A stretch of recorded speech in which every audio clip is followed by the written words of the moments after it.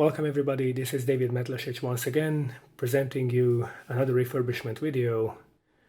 And this time we are dealing with an old Atari clone. So as you can see, this is not the real deal, not the original thing. You can see it's made in China, and it's one of those knockoffs that popped up back during the 8-bit era of video gaming. I found this whole thing ages ago sitting on top of a dumpster. I don't know if it's working. I only know that it's sat in my cupboard for like a decade, and now I'm attempting to restore it to working order. What we will do now, first of all, is that we will take it apart. Let's see what's on the inside, and maybe we can do something with it to make it work again. I will be using this really long screwdriver, and I will show you why.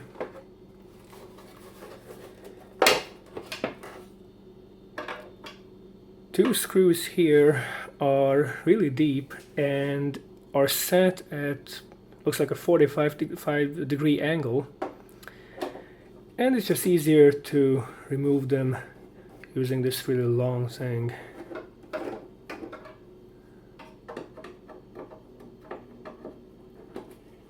Sometimes size does indeed matter. Okay, these two on the other side come off quite easily.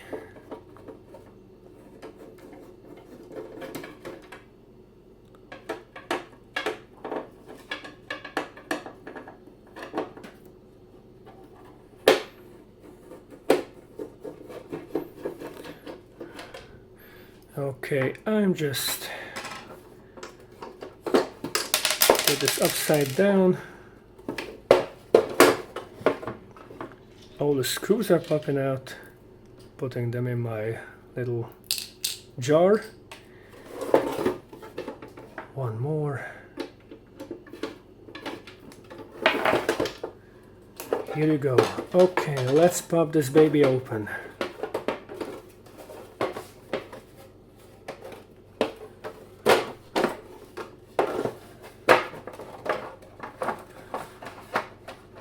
It's coming apart. Okay. Let's move this away a bit and let's see the real deal. Oh my god, look at this. There's one small PCB which unhooks like this. It's held in mechanically. You can see the two holes where the screws are going. Look at that. I mean, it doesn't even have a real cartridge port. It's just this plastic cover that looks like a cartridge port, but it's just actually a piece of plastic. Look at the insides.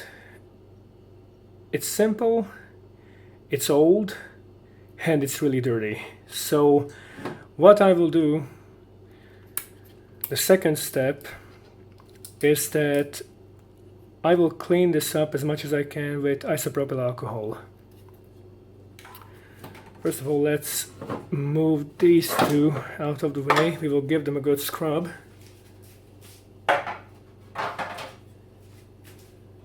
But now let's focus on the actual insides of this thing.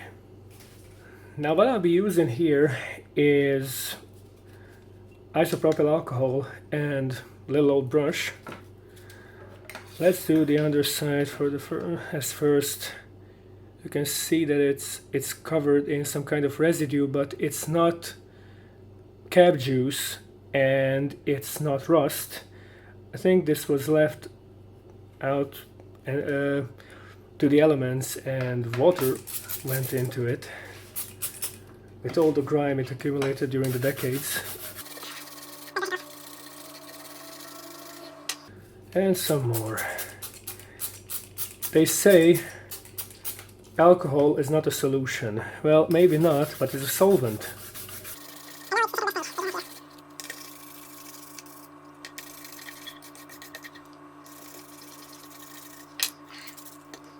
Needs some elbow grease.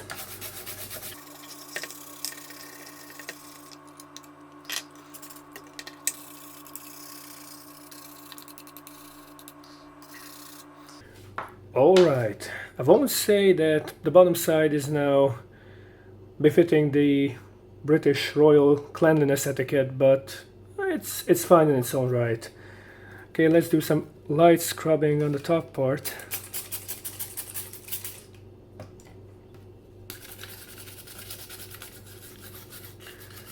Don't want to accidentally break off all the little electrical parts.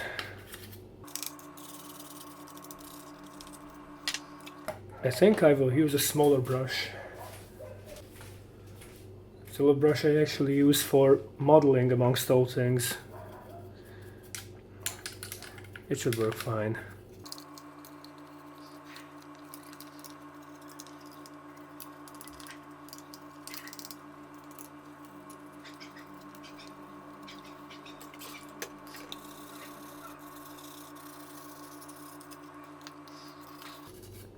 Alright, I think that might do.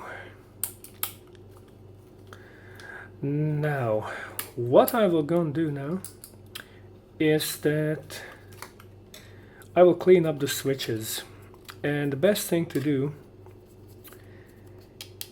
is to use contact cleaner, because if you use contact cleaner and just move the switches up and down a bit, it will remove all the corrosion or all the gunk that's accumulated within the switch mechanism during all the years. So this is what I will be using. This is generic contact cleaner.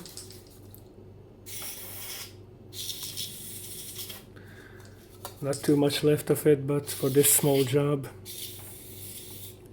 it should be fine. So just moving them up and down a bit.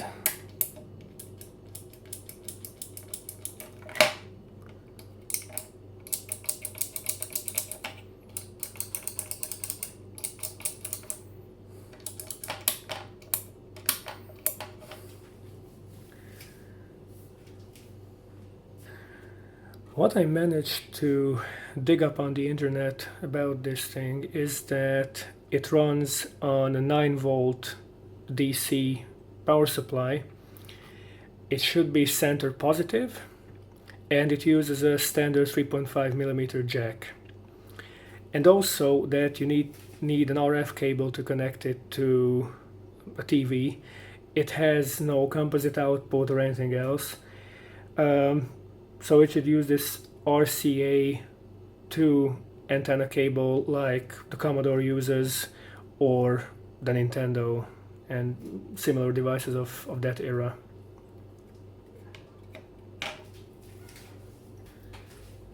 What I will do before moving on to the next part, I will just clean these knobs on the levers because they look nasty. I mean, they used to have a chrome finish, but now most of it just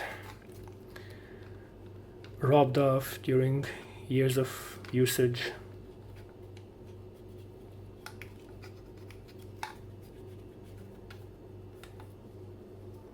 Oops, sorry. That was me fumbling with the camera stand.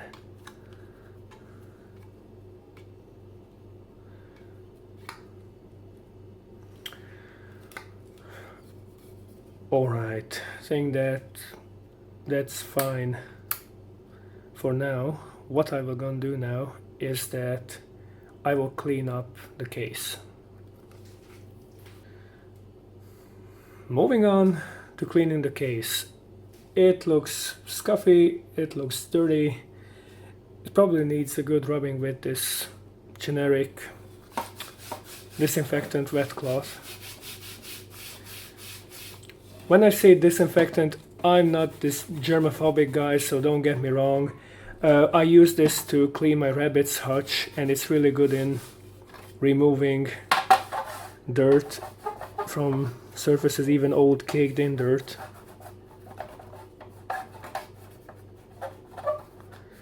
As you can see, it's already removing a lot of the nasty stuff from here, but it will need proper cleaning. I mean, yeah, look at that. Compared to this black plastic, it's almost as black.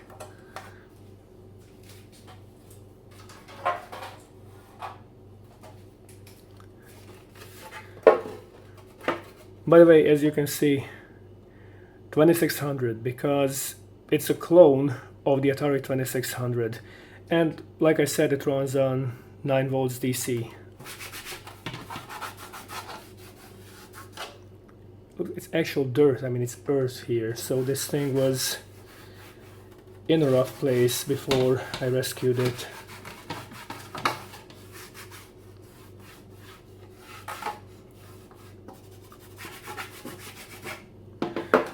Okay, I will do some real cleanup on this in actual running water and soap. Let's move on to that. Alright, we are in my bathroom. The top cover of the video game console is in my bathtub, and now we will give it a good old cleaning.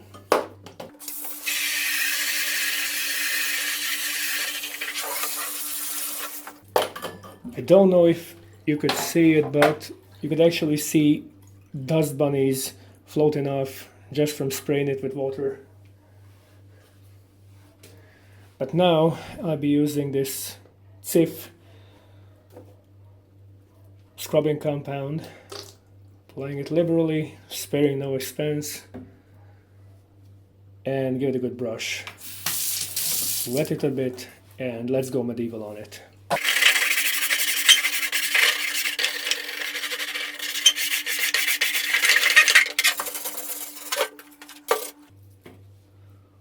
Look at that. That's dirty.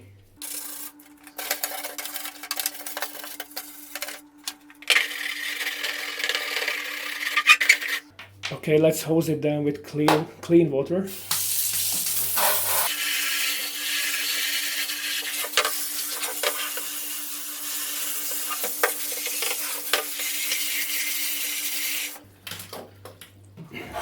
I would be lying if I said it looks brand new, but it looks 1,000 times better. Now let's move on to the bottom part.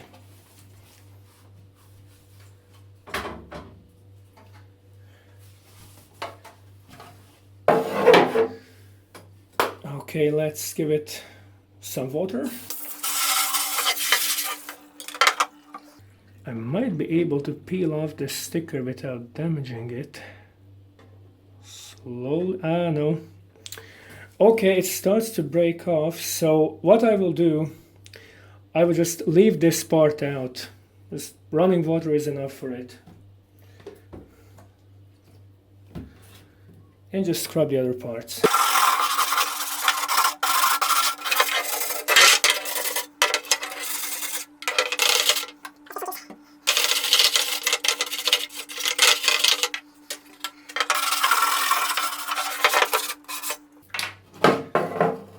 And hose it down.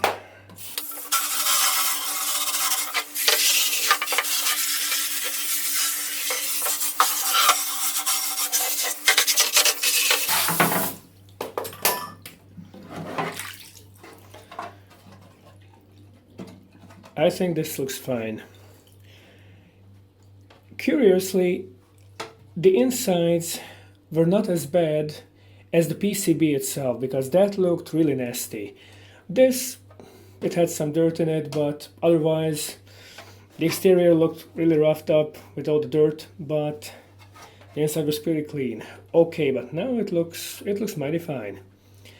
Let's give these two some time to dry up, and we will continue with actually trying this thing out on the TV. Let's see if it works. So, a night has passed. The PCB has dried up, as well as the cover. And I have to admit, I have done some tinkering, and you will see the result in just a few short moments. As you might be able to see, I have plugged in a power source, DC 9 volt center positive, Commodore style joystick, just your run-of-the-mill first generation quick shot, and an RF cable which I have harvested from an old Commodore find. For my Commodores I'm using the composite output. And I have this old TV, I have salvaged it literally from the junk pile and refurbished it with the help of a TV repairman I know. Now that everything is connected, let's see what happens if I turn this thing on. Look at that, it's working. Now this switch toggles between the games. Like I said, this has no cartridge slot, but has a couple of built-in games. Look at that, Donkey Kong. Gotta be honest, I don't know most of these. I think this is called Avenger.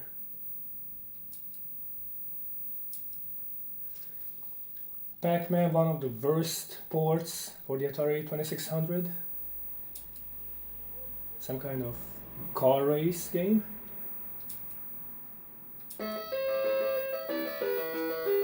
Something very loud.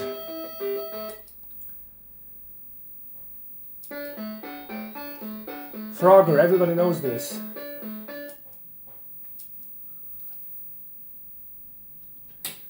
Okay, let's reset it. Let's go back to Donkey Kong.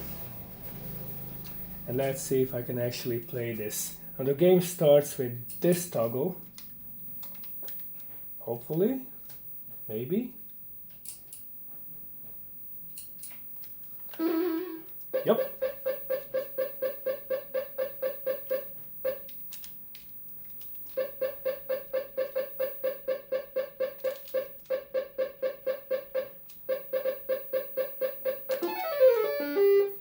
And I've died. But this thing works, and all we have to do is reassemble it. And we are ready for final assembly. So what do we have here? Everything that this thing actually came with. So the motherboard, the PCB, the fake cartridge slot, the screws that hold everything together, and of course the two halves of the lid. First of all, I will add something that was not included in the package, but I have shown you before, this run-on-the-mill RCA to antenna plug, which I have said I took from a Commodore 64. And I just slide it in like this. Let's give it some wiggling room. And now I will pop in the cartridge cover, just like that. What I can do now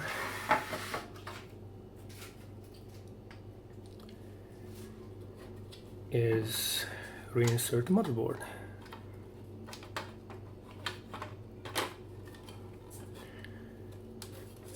Okay, let's do it like this.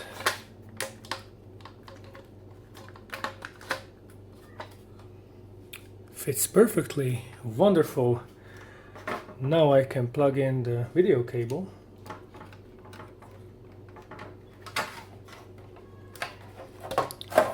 Whoops, there goes the camera again. And just closing the lid like this. Let's see if the screw holes are lining up. Do they not? Now, okay, this looks fine. Now I can actually screw this thing together. It's easier to start with the screws on the front because they are on a standard 90-degree angle, not this weird slanted one that actually holds the PCB in place.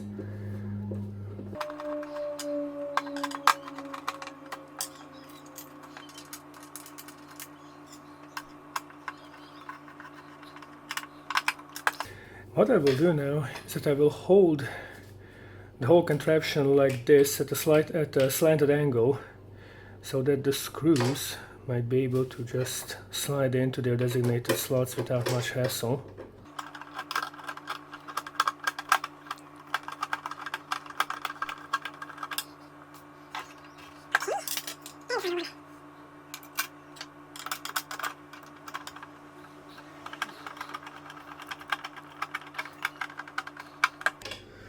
Alright, now let's give it some electricity for one final try. Alright, final test run. TV's up and running, everything's connected, and contact light. Look at that.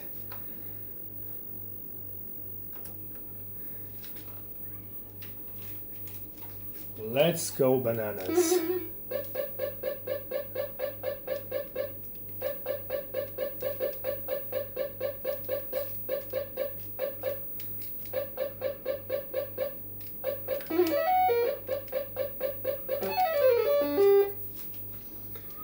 So, ladies and gentlemen, another refurbishment complete. Thank you for watching and have a nice day.